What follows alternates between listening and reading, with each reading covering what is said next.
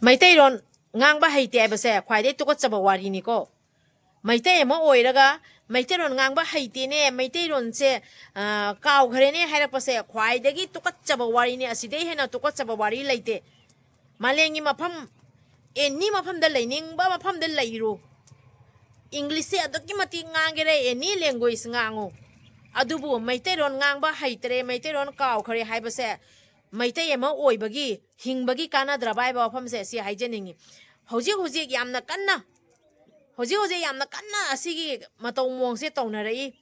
ma Meitei ro ngang ba haitre hojikti maron se atopo ina ngange kaira ko se yamna tukatche ba pham se si hainingi yamna tukatche yamna lemjade asidagi hena tukatchaba pot leitre asidagi hena tukatchaba wa pham leitre Meitei ema oiraga Meitei ro ngang ba heiraktre Meitei ron kaure haiba taragadi adudai hena tukatchaba leitre aigi icha isu do language khodimak takpiu yamna phai adubu Meitei ron di takpi ga dabani mapanda leining ma phamda leiro Meitei ron aikhoina ngangiba maron se asi aikhoina kandragadi kanana kandori bunaba kanano kandori se malemda akhoi sak taktori se kanano akhoina natro aigi ngangiba maron si gane amina hangakto se kari maron no aina ko mokhoi khangi khangoi to aigi maron se akhoina kangadabani aba aduna like su se documentic pai grab hai graba sian se documentic pai graba ha million brillion documentic pai ra sonaba ai Meitei ama oina Meitei ron khangragadi Meitei be kana dre ba Meitei be kana dre asi ofam se haijage ko aduna hauji yamna su ure atop maron yamna ngangba Meitei ron ngangpa matamdana Meitei ron haite ka hairak podo adugi matau mong do yamna nungai jade yamna tukatche wafam je si hainingi hujik to iba matau mong sisu mayam ai khoigi khongthang amam soirak pade asigi phibam se hujik lakpani Manipur sida Kangleipak sida amadi malem sida akhoigi lon akhoigi sak akhoigi enat taktori base akhoina taktana kanana taktori bana aduna akhoina thangba khongthang mayam se asi khalla thangadabani aigi isa isuda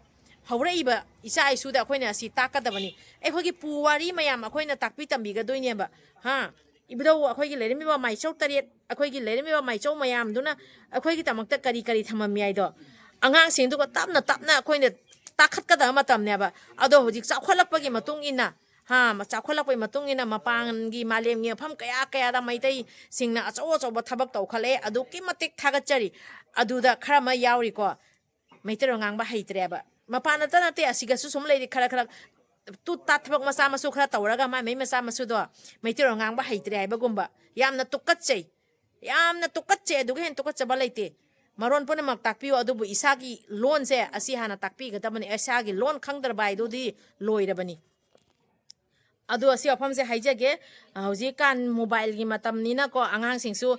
loan kai se yamna haire advance oi yamna thagatli adubu isa isu de su akhoi gi loan akhoi gi lining akhoi gi lamchat akhoi gi thaksi khasi asi khwaide important ni Meitei habe se malem na khwaide gi thak malem sigi manung da khwaide thak wangna kanana thamdori bano akhoi na thamdori bani akhoi gi amanga seng khairi ba lining laison akhoi gi chatna pathap se yamna phajagrabani yamna marik chumna yamna phajana akhoi gi ibdo haktak ipai pu haktak tagi akhoi thambireiba akhoi gi lining akhoi gi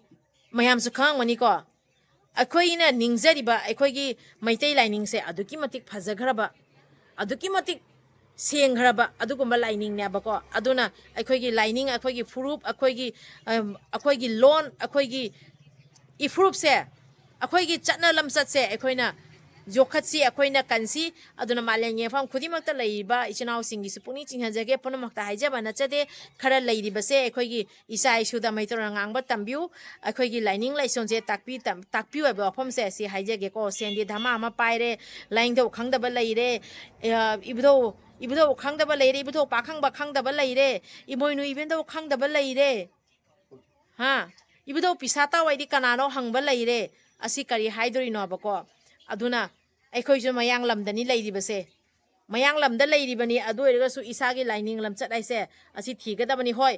leibi mafam duga ko mayam punamakka luna tinana leigadabani mokhoi gi culture sing dusu loina respect tawgadabani adubu akhoi gi culture akhoi gi lining akhoi gi karamba akhoi se maite moina kari lining gani maite moina akhoi kari sajale chat kani abado maite akhoina asum adudo akhoina kannaba akhoina takadabani akhoina khangangadabani abako ado ichinaw mayam thamjarege mayam da takchabadi nachade asum hojik kansiga asugumba khara mato mong tholak pasiga wafam khasi tang mayam da thamjabani ko ichinaw mayam ngasi wafam khasi tang thamjage mayam ngi wafam da ai sum mapana pham badagi wafam khasi tang thamjage na video se pujarak pane bako ama makta da pari mom channel sibu yengbiri ba mayam punang pui kai khumnajari aduga aigi facebook tana sonia chanu aina lai ko ado ngasi mayam da thamjagada wafam di 2025 loi kharaga 26 sange ko 26 sangak pasida yawpha ahambada yengbiriba mayam punang pu yai paujel pizari ekhoi mayam punamak punsi nungsangna nonga yai phana leiminasi aduga ayangba thuwa matamda manipurda kanglei pakta tangdu leitaba oira sona wafamse asisu thamjage aduga ahambada ina haijagadabadi 2026 sina lakpasida aikoigi haugaleiba angangsing amadi haugaleiba nipa macha nupi macha singda ina thamjagada wafamdi aikoi ahama maktada aikoigi enat ifrup ijati hana semgat sagatnaba ifrup ijati se karam haina aikoine kangane base asi khwai hana khandhabagi darkar ma tai ko aduga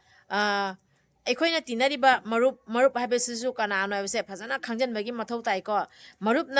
marup amabu kanbani marupna marup amabu hatpani ko aduna marup sisu yamna aigi cheksalak matamda marupna leptori bani aduga aibu hatori basisu aigi marupna ni aduna marup haise karamba no kamaina no khangaga tinaga dabani ko adu chinda yamna nungsiba saba aduna ta asenga marup oidori banate aigi awaba matamda aigi tamakte lepirakpa aduda nate asugumba khudam sayeng mayam ama lei ko marup habese kanano habese ko aduga aigi ipa ima di khwaidagi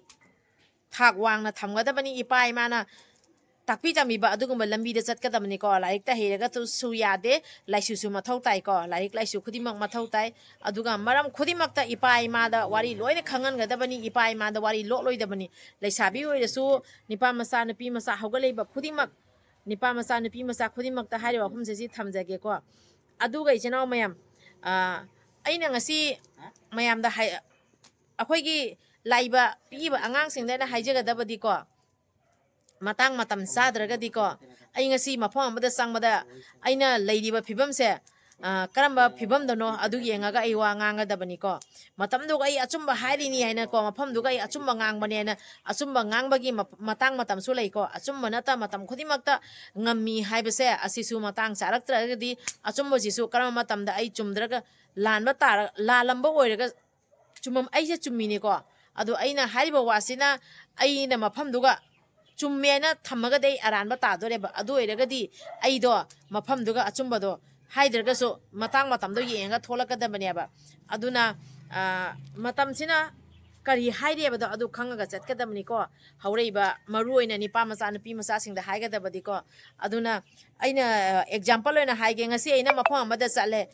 nipa masa ama aise nipa masa ama oirage bako aina ngasi mafam amada chatpa matamda mafam duda nipa masa manga taruk ama leirame aise itomtani ai khallo anda makhoi manga taruk tuga aiga wahi wata ama ni khak henjanaba matamda makhoina wahi ama ni khak henjan khiba taraga su aina ko adu mafam duga wahi wata do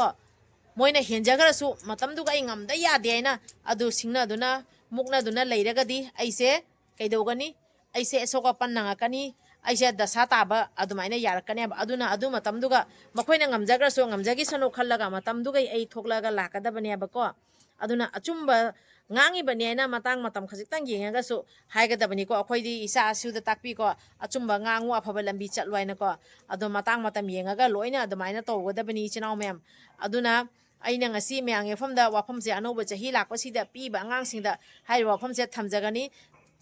aduga maru oina akhoi gidi kaino Manipur khaktanate Manipur gi wangmada malemda leiba akhoi isina khodimakta pikna hauga leiba akhoi tungi jumbiren oihogadaba akhoi laiba akhoi piklaba angang singsida akhoi enat ijati ifrup lining ꯑꯩꯈꯣꯏꯅ ꯇꯥꯛꯄꯤ ꯇꯝꯕꯤꯒꯗꯅꯦ ꯃꯐꯝꯁꯦ ꯁꯤ ꯍꯥꯏꯖꯒꯦꯀꯣ ꯑꯗꯨꯒ ꯃꯄꯥꯟ ꯂꯝꯗ ꯂꯩꯔꯒ ꯃꯩꯇꯩꯔꯣꯟꯁꯦ ꯐꯖꯅ ꯍꯥꯏꯕ ꯍꯩꯇꯔꯦ ꯃꯩꯇꯩꯔꯣꯟ ꯉꯥꯡꯕ ꯍꯩꯇꯔꯦ ꯍꯥꯏꯕꯁꯦ ꯑꯁꯤꯗꯤ ꯌꯥꯝꯅ ꯅꯨꯡꯉꯥꯏꯇꯦ ꯑꯁꯤ ꯑꯣꯏꯔꯒꯗꯤ ꯏꯁꯥꯅ ꯑꯩ ꯃꯩꯇꯩ ꯑꯃ ꯑꯣꯏꯔꯒ ꯃꯩꯇꯩꯔꯣꯟ ꯉꯥꯡꯕ ꯍꯩꯇ꯭ꯔꯒꯗꯤ ꯑꯩ ꯃꯩꯇꯩ ꯖꯥꯇꯤꯁꯦ ꯀꯅꯥꯅ ꯑꯩꯒꯤ ꯂꯣꯟꯁꯦ ꯂꯩꯔꯛꯇ꯭ꯔꯒꯗꯤ ꯑꯩꯒꯤ ꯖꯥꯇꯤꯁꯦ ꯀꯅꯥꯅ ꯀꯟꯈꯠꯂꯛꯇꯣꯏꯅꯣ ꯏꯁꯥꯃꯛ ꯃꯩꯇꯩ ꯑꯣꯏꯔꯒ ꯃꯩꯇꯩ ꯉꯥꯡꯕ ꯍꯩꯇꯦ ꯍꯥꯏꯔꯒꯗꯤ ꯑꯗꯨꯗꯤ ꯀꯔꯤ ꯀꯥꯟꯅꯔꯦ ꯑꯗꯨꯅ ꯏꯁꯥ ꯍꯧꯒꯠꯂꯛꯄ ꯑꯩꯒꯤ ꯂꯝꯕꯤꯁꯦ ꯑꯁꯤꯒꯤ ꯂꯝꯕꯤ ꯆꯨꯝꯅ ꯑꯐꯕ ꯂꯝꯕꯤꯗ ꯆꯠꯀꯗꯕꯅꯦꯕꯀꯣ ꯑꯗꯨꯅ ꯃꯄꯥꯟꯗꯒ ꯂꯩꯔꯒ ꯂꯥꯏꯔꯤꯛ ꯂꯥꯏꯁꯨ ꯌꯥꯝꯅ ꯍꯩꯔꯒ ꯑꯗꯨꯒ ꯏꯁꯥꯒꯤ ꯂꯣꯟꯁꯦ ꯍꯩꯇ꯭ꯔꯒꯗꯤ ꯀꯥꯟꯅꯗꯦꯀꯣ 이사기 론 레이트라가디 야데 이사기 론 헤터디 가데 아두니 이신au mayam asi afamse haijage aduga aina aigi iron sinani aina mafam do tau doribese ese maitai marone na aduna ahambada aigi ngangiba iron se asiana takpi tambiga daba ko ado amalon punama khangjen gadabani lon punama ikai khumna gadabani adubu khwaidai ahenbadi aikhoigi maitai gi aikhoigi ngangjeriba aikhoigi iron se asi aikhoina kangadabani adu haijage tawjabani ado 2026 sina lakbada aikoi nungai jaifana laiminasi punsi nungsangna tekta kaidana nade yektana ibidogi thawgal tawraga maitai lining laison se kallaga aikoi ifrup izati bu kallaga nuksi janana laiminasi haina wafam se thamjabani ko taksebadi nate asum wafam khara mayamda anoba chahi lakpasida share tawjabani ado video so ai chang naina thagat pase mathang thadagi di thagat naba hona jarage ado ngasi gidi video se matang siga loisan jarage ko kanglai pakna yai phare ibudo pakhang mana yai phare ai se level yam no wange chinau mem ai sana ai ngasi myang from da hajer ban se ai se thag yam wanga bani ai se level yam no wanga bani ko ai se aduki matik level wange ba ngasi mayam da haire kya ba ai se level yam no wangba thag yam no wanga bani ba aduna video se yari ma khai share to bi chinau mem aina video share to aina hai su hai da bani ko important video natra di do ngasi ki sidine ai se level yam no wanga bani na video se share to aina hai bani ba ko ai se thag yam no wange ba ado maram du so ai hajer kya ba ai se thag yam no wangi bano ai do ado mayam karino hai ba do mayam taminarsi haijara ageba ko ahambada aina haidori base leiriba mayam sigi maningda kanagumbi singna miwa ngangna riba singdo ado nangi miwa ngangna riba mayam do nangna moi mayam dagi level yamna helabani aba nangna moi mayam dagi thak yamna wangabani aba makhoi mayam dana tawba ngamdaba thabak to nangna tawrabani aba adugai dugane makhoi mayam na saktana nangi mawang ngangnaribodo adu nangi level se kyam wange nangi thak se kyam wange adu nangi mawang ngangnare nangi miwa moina ngangnare haibodo adu nang sauruna ba adu maine aise level yamna wange thak yamna wange ba aduna aigi ningda ko aigi maramda yamna ngangnare ba adu karigino moi mayam na tawngam da thabak to aina tawba khangaba moina jealous oiraba aingonda aiga